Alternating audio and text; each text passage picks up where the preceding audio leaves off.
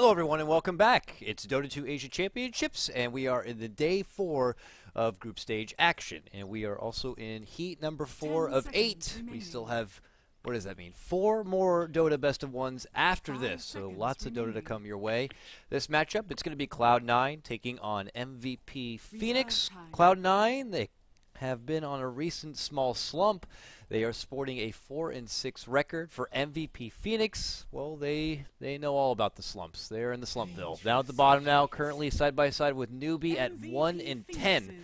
So it's not looking so good. But over here on BTS2, I'm your caster. It's going to be KotLGuy. I'm not going alone though. We have had Mott step out, and now we got Jenkins with us. Jenkins, welcome back, my friend. Cloud9 versus Phoenix. Is this going to be a slaughter from Cloud9, or do you think MVP can take advantage of Cloud9's cold streak and maybe get an upset? I think it's going to be a slaughter. Okay. The Chen is just such a good pick for these guys, especially with the Juggernaut. Both of these teams really like Juggernaut. Surprised to actually see Phoenix picking up the axe first. They in Star Ladder, like, they were going to be going against Na'Vi, and Heen was saying in an interview, like, we got something for them, and they picked up axe early to, like, showcase, I guess, that they're axe players, and they found a little bit of success, and it got them, like, 2 series, and then they ultimately did fall off, but they have been putting axe into their rotation as of recent, and getting reasonable results. So it's not too strange to see, I guess. From my opinion. I suppose they probably picked it, predicting that the C9 would have picked the Juggernaut because that's one of their most picked heroes. Yeah. But I know MVP likes the Juggernaut a lot as well. They have 8 games with it. Not that good of a win rate, but that's just because their win rate lately has been, low because it's all TAC. So interesting picks. Interesting bans too. Phoenix ban out. At least the Fata Beastmaster. I saw him play that once, early part of the tournament. I think it was the first Cloud9 match. It was ridiculous, man. He just handled the mid lane with both of the new boars because they were recently buffed, so he got easy CS, and then he just used that to snowball crazy. Plus the map control and the potential boots of travel capabilities with the Hawk is good. If you got a good Beastmaster player, I think that you're going to be seeing a lot of respect bans once you really showcase it. Some of these players really just make Beastmaster seem like he's a top pick, top ban. They just micro the units like so well, and there's always like good vision on the map, and the Hawk's not dying. It's really annoying for a really good Beastmaster, especially if a team plays around it. They go for the Shadow Shaman pick, and the Shadow Fiend in return. Yeah, it's that pick that, like, I feel bad saying it, but I feel like it's like the poor man's lion sometimes as far as what it really offers. But recently it's been actually seeing a bit of a boost. It was just on, not our last series, but the one before, which was Hyper Glory Team and EG, I believe. But anyways, using those wards and getting objectives seems to be pretty valuable, but it doesn't feel like still Shadow Shaman's in his heyday, not like he used to be. But I guess they'll still have instant lockdown if you give him that bit of mobility. And so Big Daddy, I'd imagine, is going to be playing that one. Oh no, Big Daddy's also been playing with Chen. So yeah. Okay, they'll swap it up probably and have Aoi do Shadow Shaman. It's interesting. You other than the Chen, you'd think that C9's draft is an MVP.Phoenix draft because the top pick for MVP.Phoenix is Juggernaut, and then the 3rd or 4th is the Shadow Shaman, even in the current patch. So kind of interesting that they pick it up. It's really good with the Chen because the tower push with the healing ward is going to be so unreal in the early game. Yeah. And that's before asking you to blink dagger, so they could cause a lot of trouble with that in the early game. Yeah.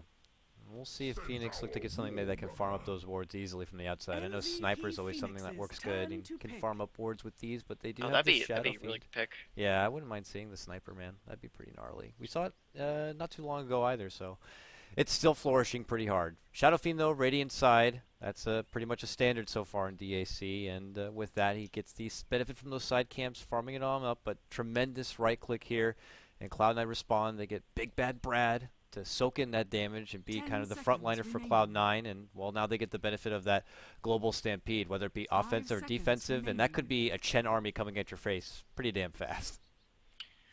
Oh yeah, that could be devastating, especially if he gets an early blink dagger and they just push on the towers. It's going to be so hard to stop them, especially the Juggernaut's going to have a Mask of Madness at that point. Shadow Fiend might have some farm by then with the stacks, depending on which hero they pick. Here, if they pick something like an Earthshaker, just stack up for him. Oh, okay. Nice. So That's gonna be really nice for the Shadow Fiend. He's gonna be a nuisance. Yeah, and I would wager that he's going to be on the constant move here for this Earthshaker. Phoenix have said they like to fight, and they like taking a team to teams who like to fight as well. Cloud9, they could be fighters, so I like having the Earthshaker there to kind of break things up or at least start things out. So with that, we go into the final banning wave here. We have MVP.Phoenix now with Aura, the support duo, and potential mid lane Shadow Fiend, Axe, maybe someone else to round it out, and what could be a tri-core kind of a lineup here for MVP.Phoenix. And if they want to do maybe either dual lanes or at least Axe in the off lane, anything bouncing out as far as potential options for Phoenix to put in that safe lane?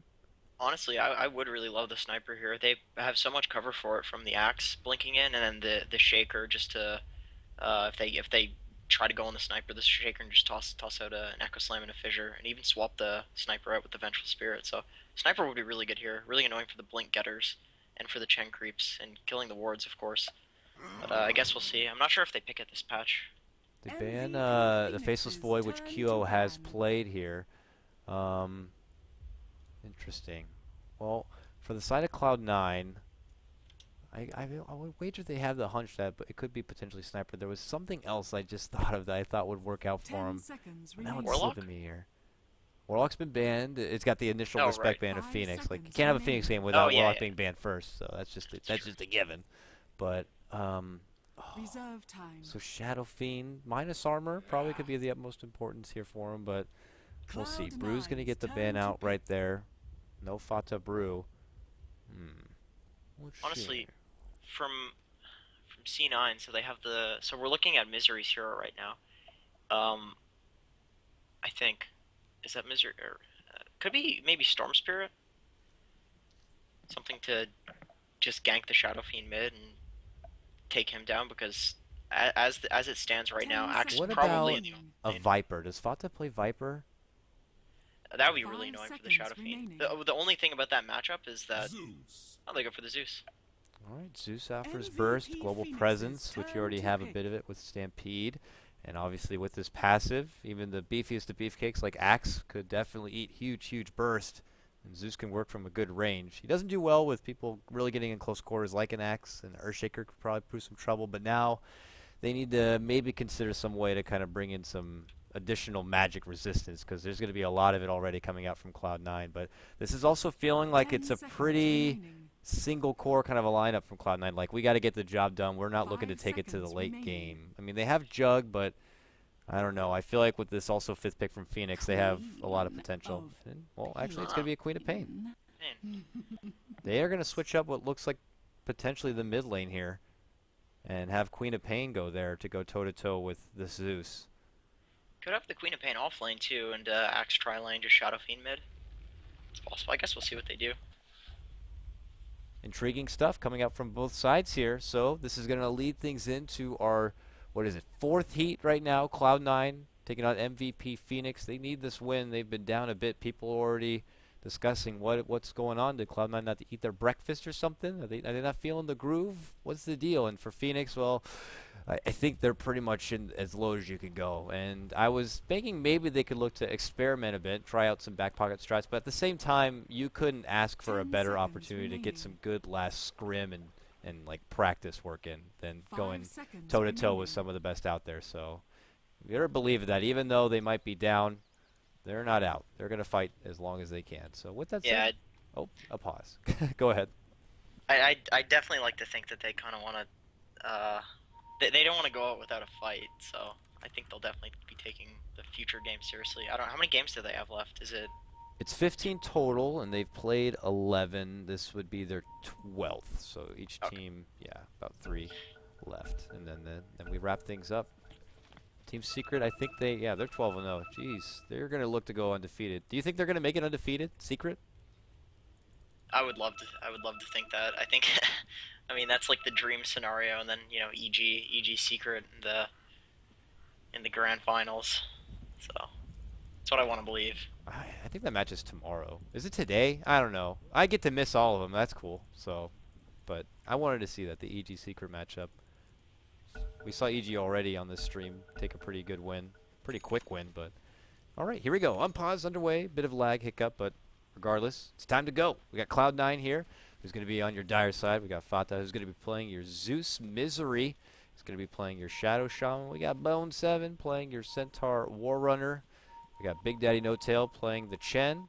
And we got Mr. Hinata. Apparently this is a volleyball anime, according to Mott. And he's also known as Eternal Envy, hence the EE. And he's going to be playing what looks like your core Jug. Back underway we go. Cloud9, a fun stat. They have the most pauses of any team. You may think Union Gaming, but apparently it's Cloud9. Oh man, lots of lag coming in here. Are you getting the slideshow treatment right now? If it's slideshow treatment, then I always suggest you just do the reconnect thing. It'll probably stay like that the whole time. You could reconnect if you want, and I can introduce MVP, give you that moment. Sure, sounds good. Have at it. Forev is going to be playing your Axe here as MVP look to move on through, maybe block out some of these camps and sneak through the back door. QO leading out the front on your Shadow Fiend. We got March, who's playing your Queen of Pain. We got Ryzen playing the Earthshaker, and that's going to leave Heen on the Vengeful Spirit. Now they are looking to creep here, and C9 already on the way out. They don't have a ward up in the woods. Uh-oh, Eternal Envy runs right into trouble. Fissure flies out, but he already goes into the Blade Fury. Quickly levels it up, avoids the stun, and it looks like it's just going to be a small trade. He also eats the Tango just to be safe and walks away. That could have been a disaster, but thankfully the stun wasn't there, and it was a Juggernaut who was able to pirouette on home. A lucky find. Did you manage to make it back in quite yet? I Yeah, know it could yeah, be a I'm slow good. connection. Awesome, awesome. So first bounty rune going to be snagged up there from QO. It looks like on the top, and it looked like Bone7 was able to get the one there on the bottom. Cool. Yeah, that's very nice for him. Get him an early level 2. That's definitely... Centaur is one of the few heroes who greatly benefits from that early bounty rune. He's big and bad. He's Brad. Now his matchup is going to be Queen of Pain. Centaur should be able to hold his own. You have to zone him back, and he went with not boots, but just Stout Shield. So I would imagine it's pretty nice if Bone7 is able to bring together some early farm and get that nice Blink Dagger. Even level 6 could just help out in an engagement in a different lane. Yeah, this is the whole dual lane factor. Again, he's going to be getting like a decent amount of farm because he's against a dual lane. Although it is a Queen of Pain, so the Queen of Pain solo will destroy the Centaur. I don't think he's really got that much of a risk of being killed in this lane, so that's really nice for him.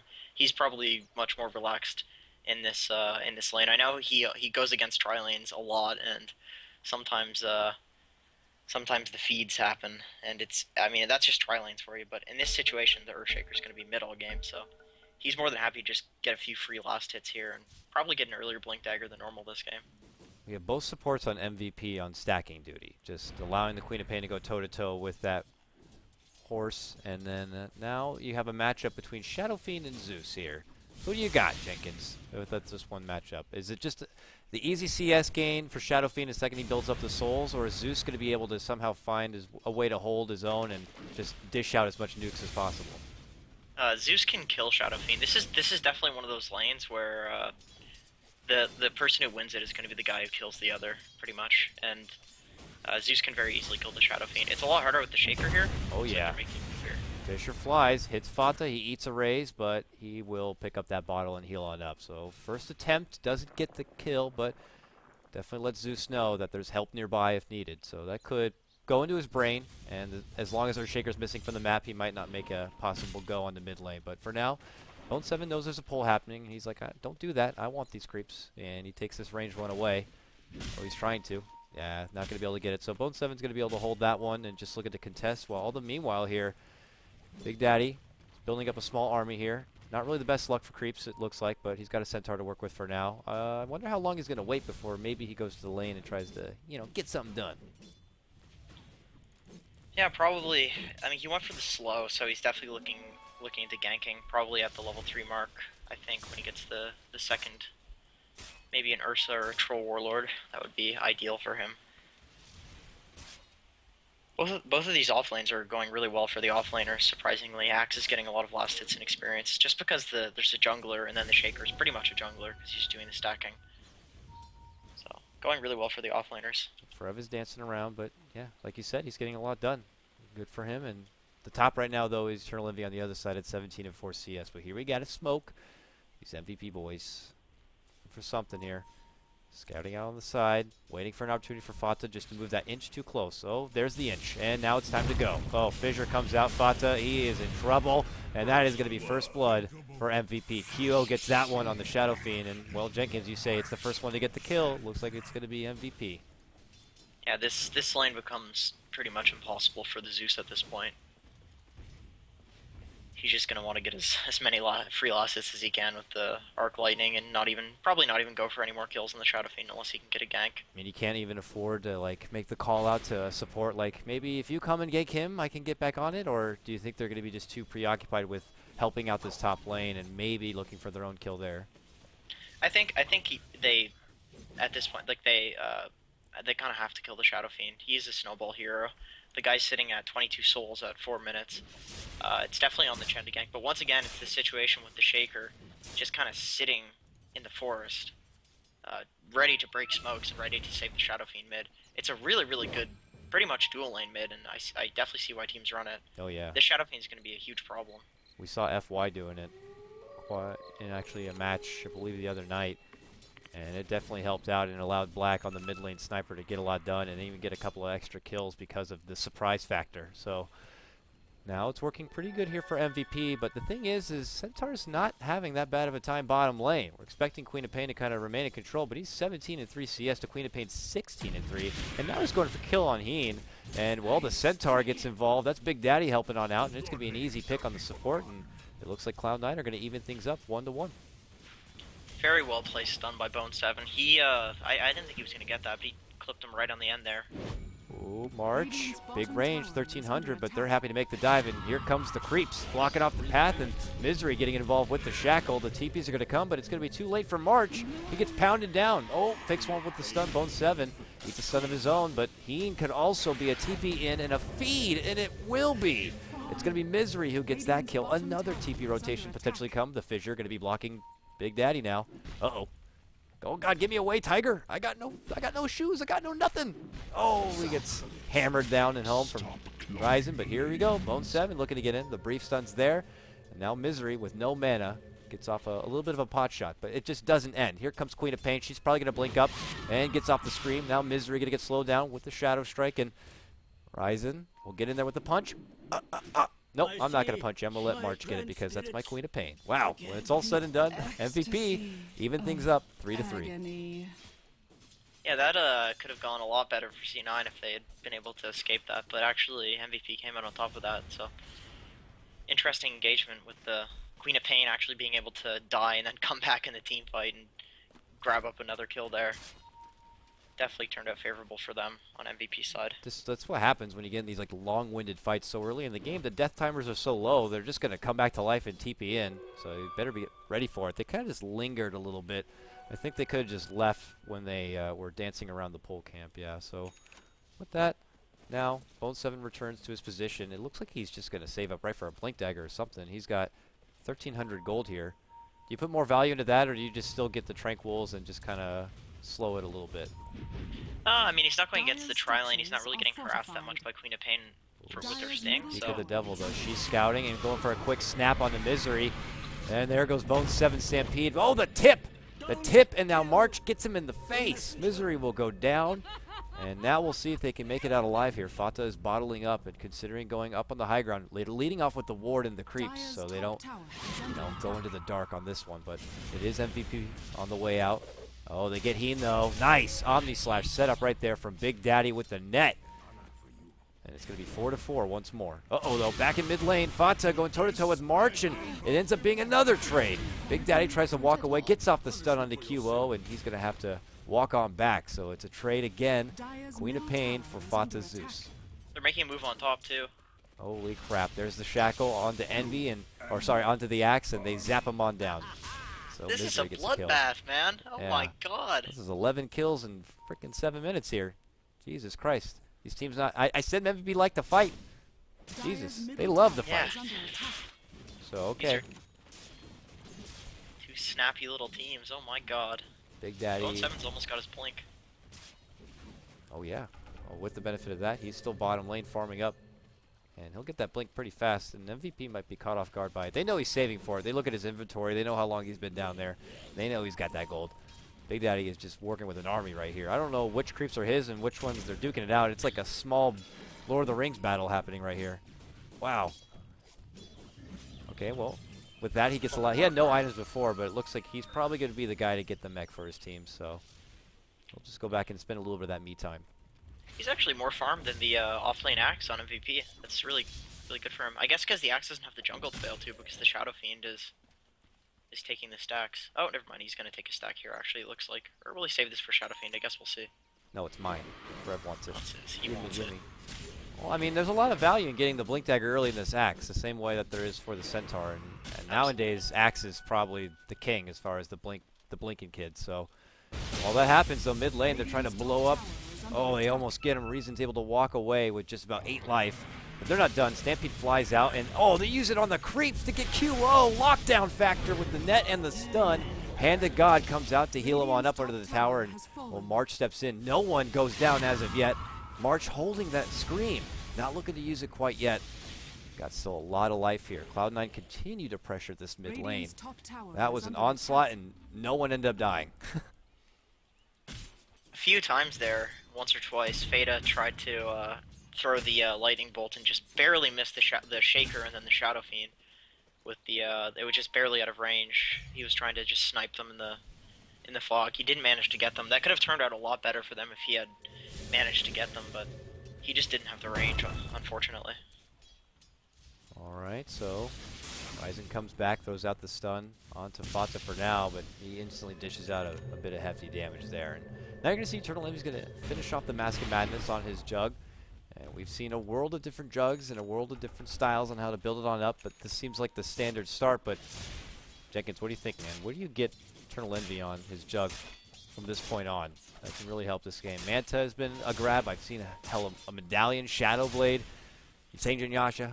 I think he was doing the Saint Yasha, right? I'm pretty sure that was something that he started doing. So maybe we'll see that. Definitely the casual Yasha. I think almost every Jug goes for the casual Yasha. It just does so much damage, allows you to farm so much faster. They know the Eternal Envy was kind of sneaking on over, but he pulls back right away. He's still waiting and holding about that Omni Slash, given the opportunity, but here we're going to see Cloud9 now smoked up, head towards mid. They have the Stampede ready to go, and they just saw the fissures, so this is going to be a good time for them if they want to engage. So they quickly blow up the creeps here, and there's going to be the Stampede. They move on in, and now they get a hold of QO. Instantly take him down. Bone 7 could be next. There's the dunk, and meanwhile, the jump in is not going to be successful. They get the blast off with the scream, but Big Daddy will be okay. MVP pull back. It's 2 for 2. Fata still moving in. Close quarters. The tower damage now coming out. They try to teleport the creeps over, but it's too late. It's going to be a total massacre right here. All 5 from MVP go down. Big Daddy lives on, hand in hand with Eternal Envy, and they're going to be able to take down this Tier 1 tower. Oh, man. What a fight. The Queen of Pain had Blink up, got juggled. And with the Mask of Madness, he just did so much damage that it didn't matter, that he just couldn't blink in time. He died anyway. Alright. Small little neutral blast right there, and they get the hell away, but that is rough for MVP. QO gets hit, he gets picked off immediately right there, and it looks like he's actually building up into the Yules. The good old Shadow Fiend Yules we've ever seen. Have you ever played, personally, the Shadow Fiend Yules? I know you're more of a Fudge guy, but it's really fun.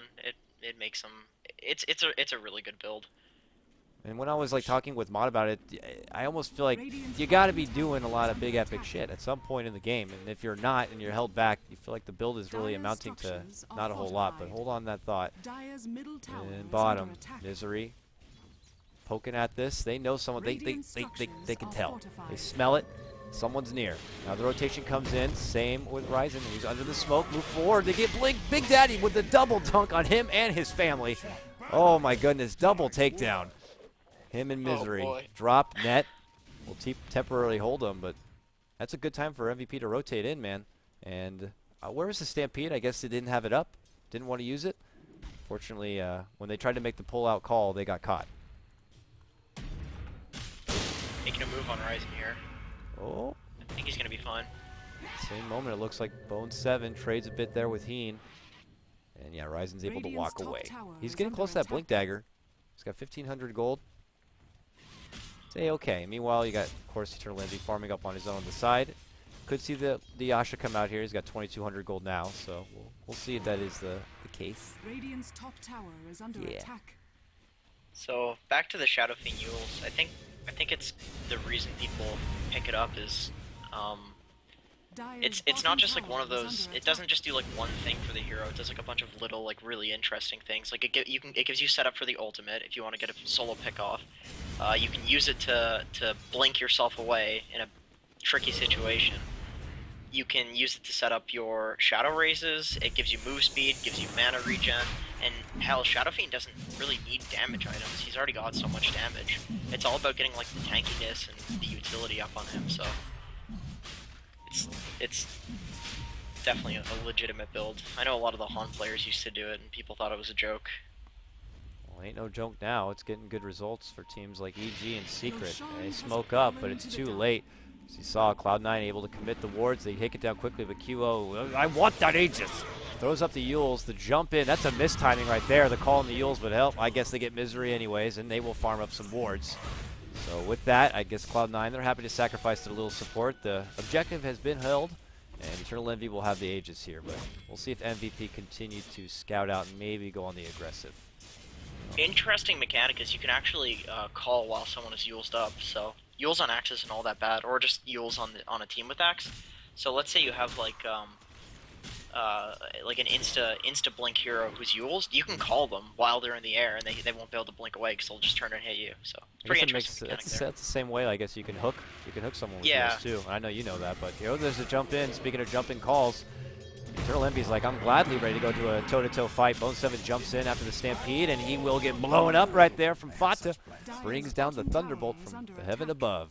And with that, they're able to take down the Axe. Forev, unfortunately, eyes bigger than the stomach on that one.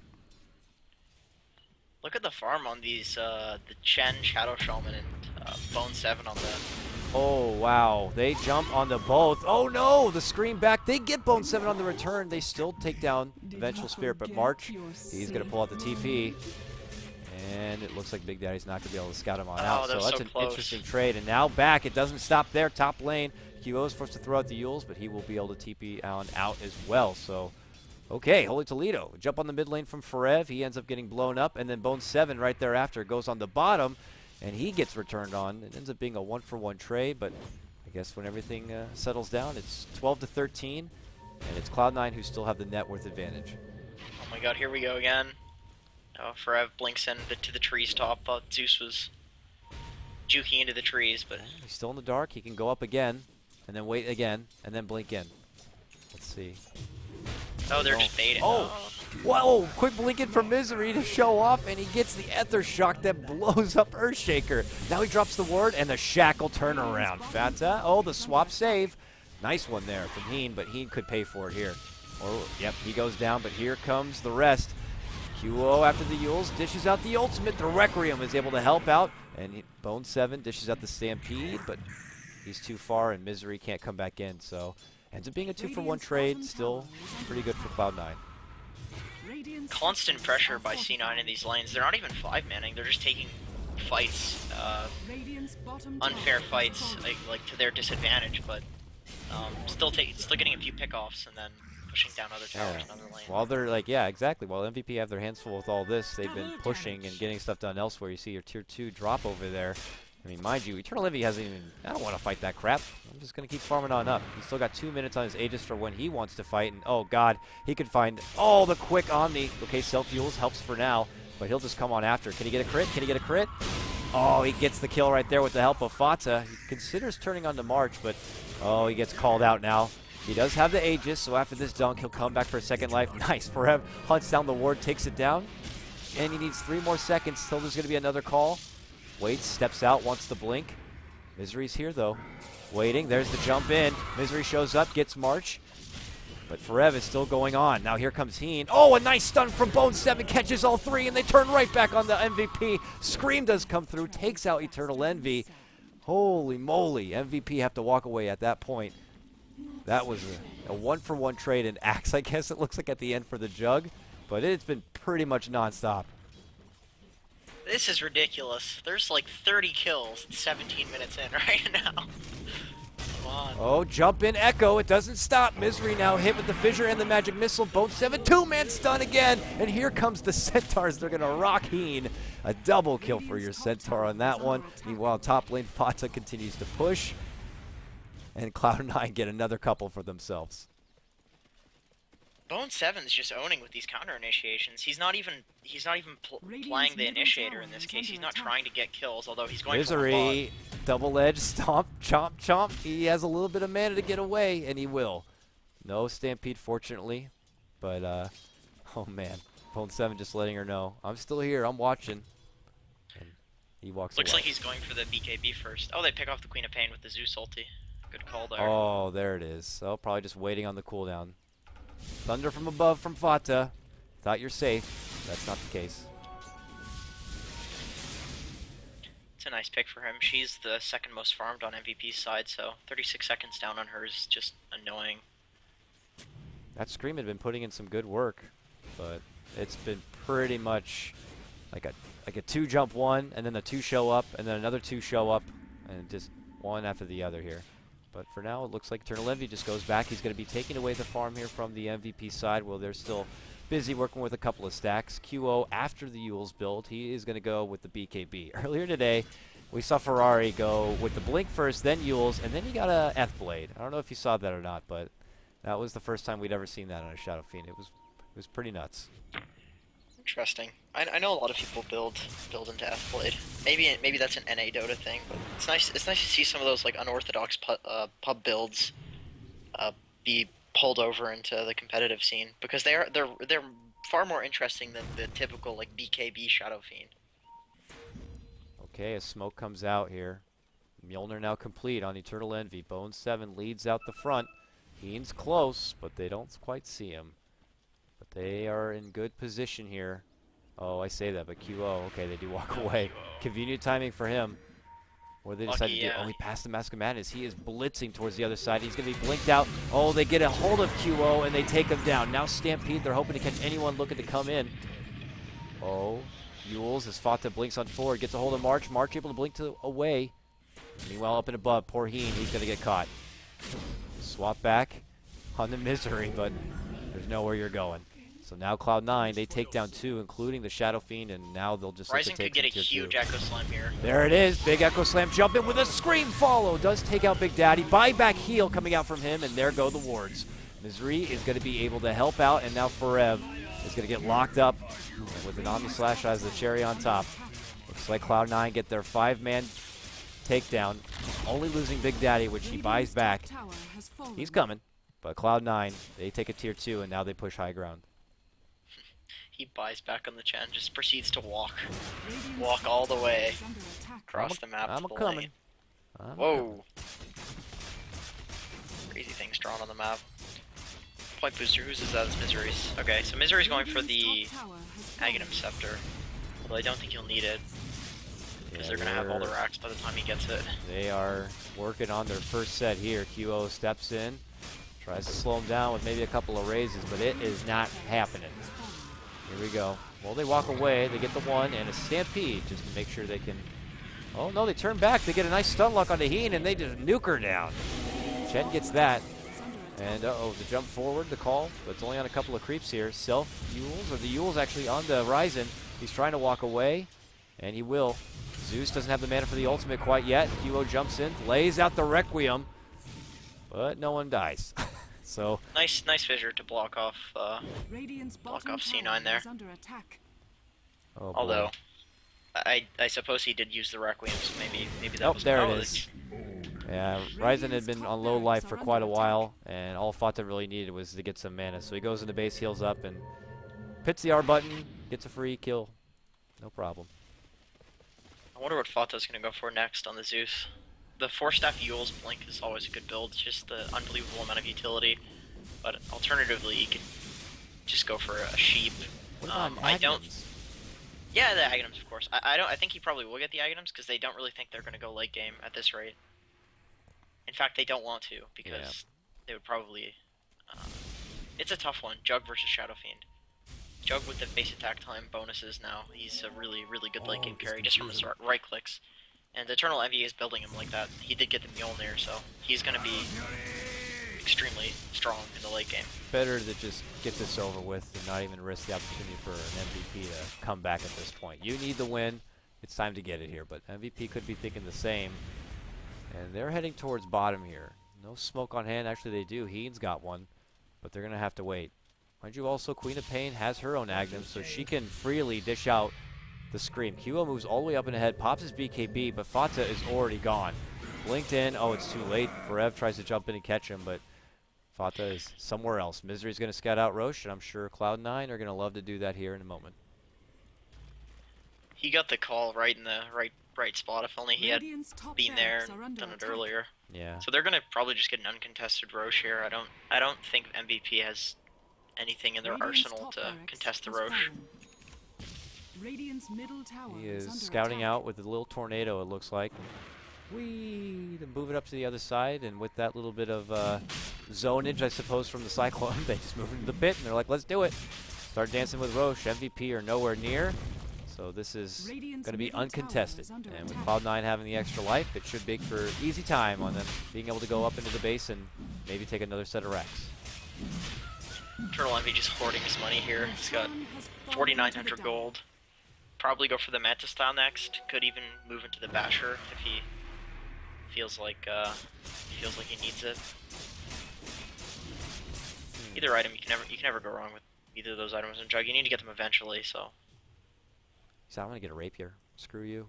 You could get a rapier. I got an Aegis, so I'm just gonna rapier He's style. He's immortal anyway. Hell yeah. He's will get a rapier. Well, he'll head up and just continue to farm and farm. They control the clock now with this Aegis.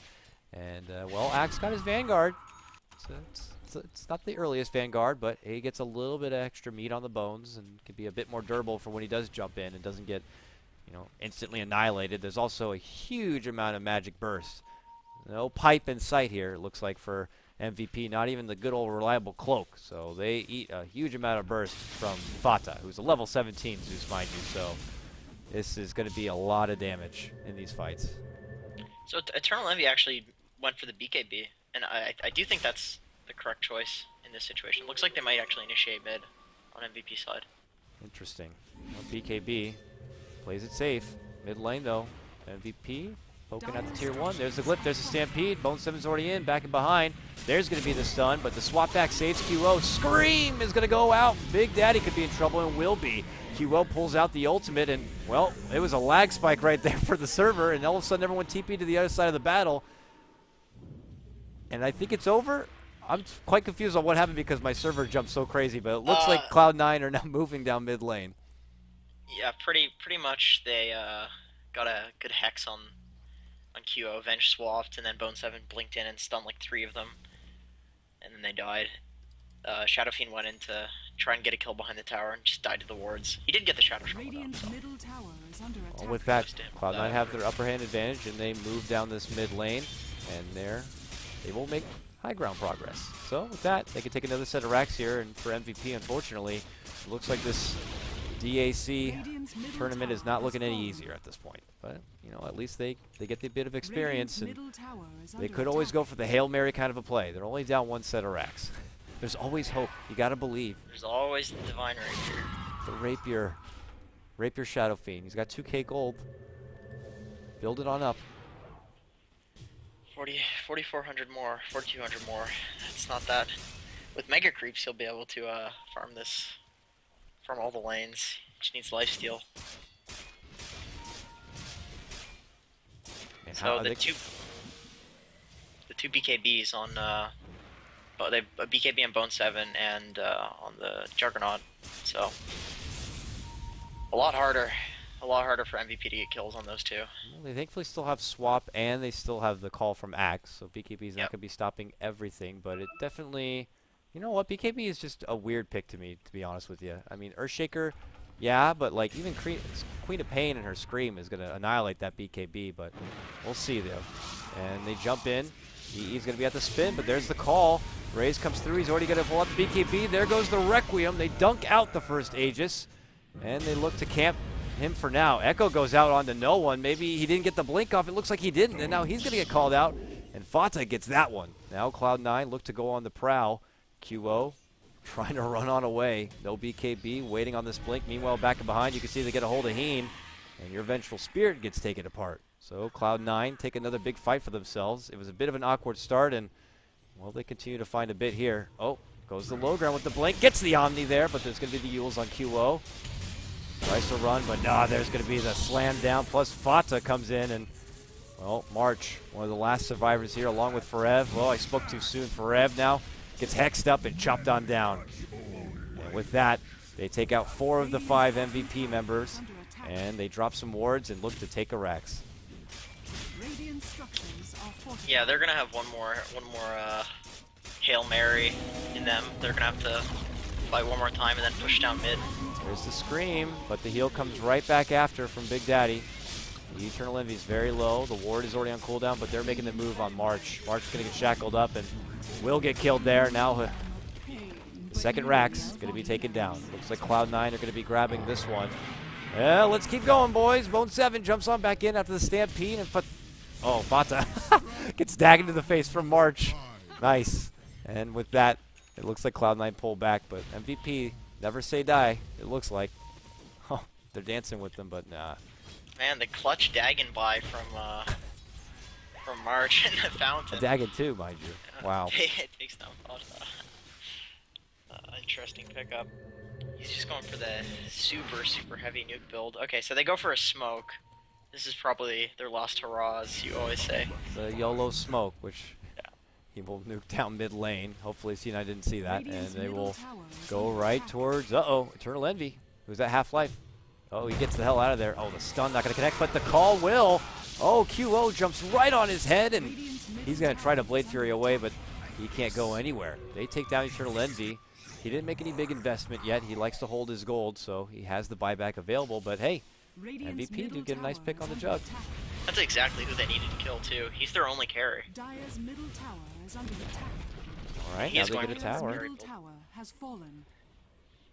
No Roche, unfortunately, but is this enough for MVP to kind of crawl their way back into this one? I feel like it's a little, but they still would have to take down Eternal Envy a second time. But all to try to take some extra bit of gold here. Go at this tier 2 tower. QO, he's trying to right-click it home with, well, a Yules and a BKB. So the damage may not be marvelous, but he is trying right now. He tries to battle through this glyph.